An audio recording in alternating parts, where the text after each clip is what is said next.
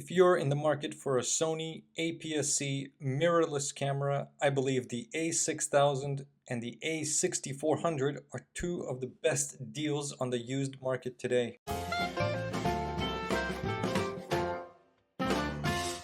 Now, as usual, there are way too many cameras to compare, so we have to divide them into three groups. The older next series of cameras, the more modern Alpha, and finally the ZV-E10, which is a newer camera targeted towards content creators and vloggers. Now the ZV-E10 is the same size, I just had to scale the picture down to fit on the slide. Each of these groups have various camera models associated with them. Let's start with the next series.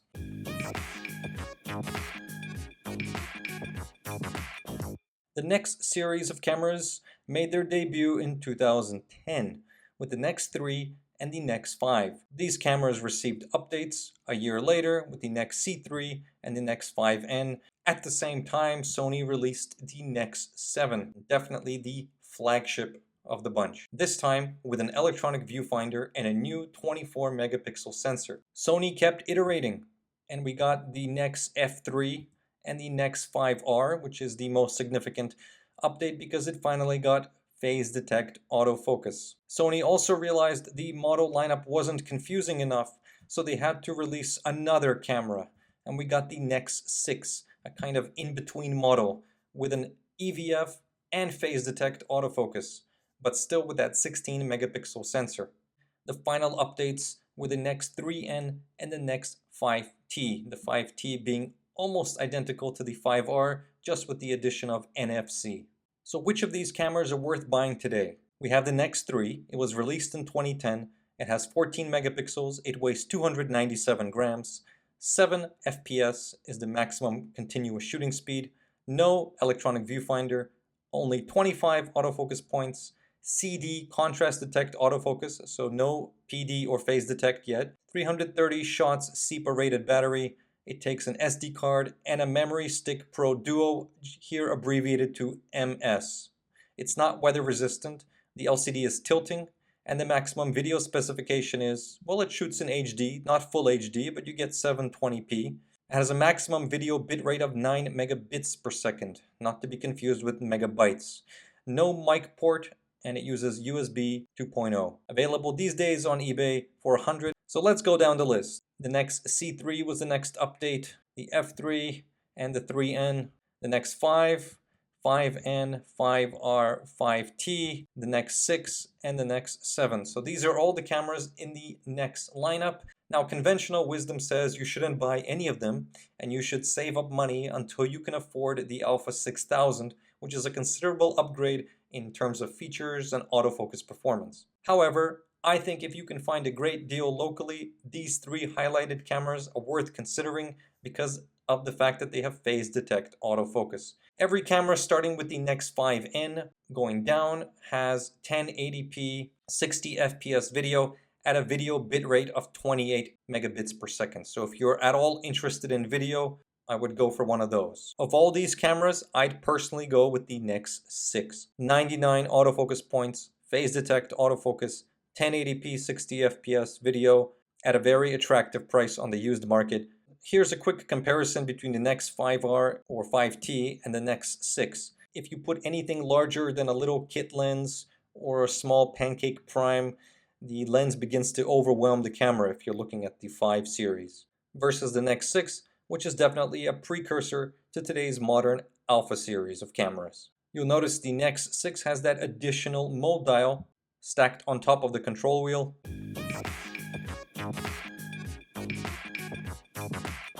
Now this is going to get pretty crazy because there are a lot more columns to consider. So really quickly, we're going to take a look at the year, the megapixel count, the sensor type, the weight in grams, the maximum FPS continuous shooting, whether the camera has in-body image stabilization, whether it has silent shooting, the resolution of the EVF, number of autofocus points, again the autofocus type, the SEPA rated battery life, the card slots, whether it's weather resistant, the LCD, whether it's fixed, tilting, or articulated, the maximum video specification, again the maximum video bitrate, the color sampling available internally and externally over HDMI, whether the camera has a microphone port, a headphone port, the USB version, whether it's still available new, and the latest price on eBay.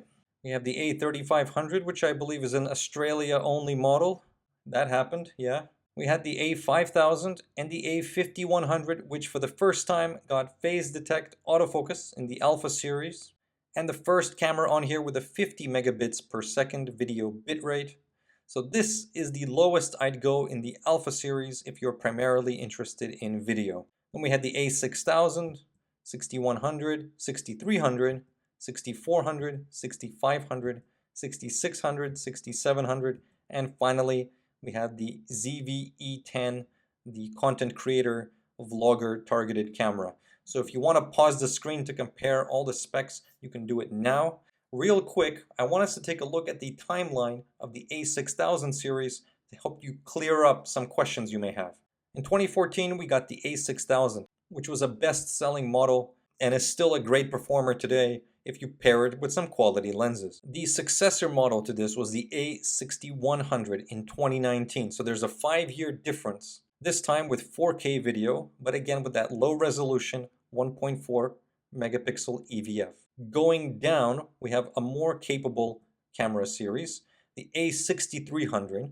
Okay, so as the numbers increase, the cameras get more capable. This one had a 2.4 megapixel EVF and 4K video, and it was released in 2016. Its update also came in 2019 with the a6400, with all the same features in the a6300, but with a better body construction, better autofocus, as well as no more recording limits. We again jump to the a6500, which is even more capable, this time with in-body image stabilization. The successor to that, again in 2019, was the a6600. Just like the a6100 and the a6400, the a6600 did away with that 30-minute recording limit. So these three cameras, the 6100, 6400, and the 6600, were the successors to the 6000, 6300, and 6500. Finally, this year, we got the a6700.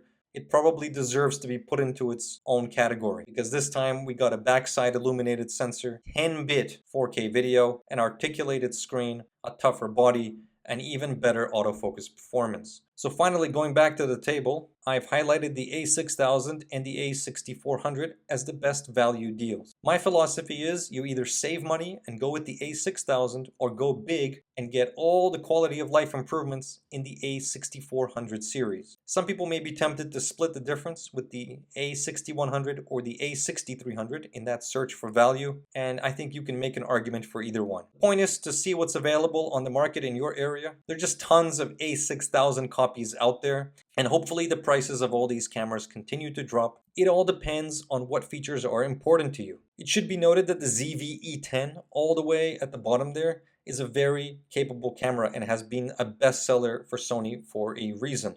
If you can live without the electronic viewfinder and the weather sealing, you can think of the ZV-E10 as a highly capable vlogging camera, and it's available for a very attractive price, even new at $700. The a6000 on the left and the a6400 on the right. Even though there are 5 years between them, they are actually very similar in terms of exterior design, construction, and controls. Now let's compare the a6400 with today's a6700. The a6700 is a completely different ballgame. You can see the deeper grip, the all-around beefier construction. The a6700 is more similar to a full-frame camera. The a6700 does away with the pop-up flash. Location of the movie record button has been changed. I think they moved it to a more natural position. And finally, the headline. The a6700 actually has a front control wheel.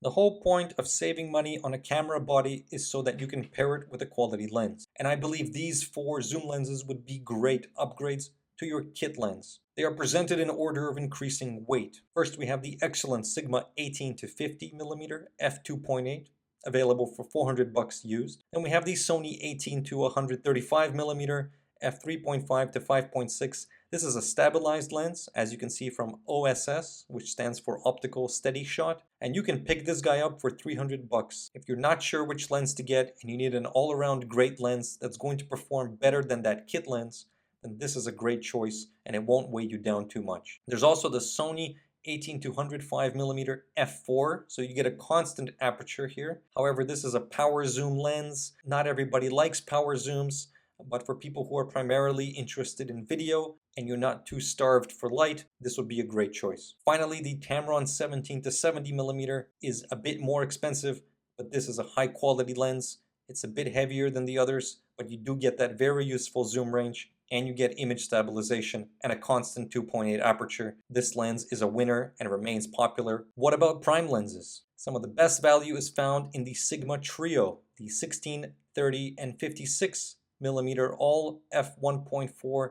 If you can find one used in great condition, these are absolute bargains. Ultimately, it comes down to which focal lengths you need. Two other great value lenses are the Sony 35mm f1.8 and 50mm 1.8. If you want image stabilization and you want the best autofocus, I would go for one of these. And finally, little Sigma 30mm f2.8. Available for just $100 used. This is a great performer, and it's going to be significantly more fun to use than the kit lenses. If you're on a tight budget and you need a great prime, that's another one to look into. No matter if you decide to go with Sony or another camera system entirely, don't forget to allocate over half of your budget to lenses because they're going to be more important in the long run. I hope this little spec comparison video was helpful. Let me know what you think in the comment section. And as always, thank you for watching and subscribe for more.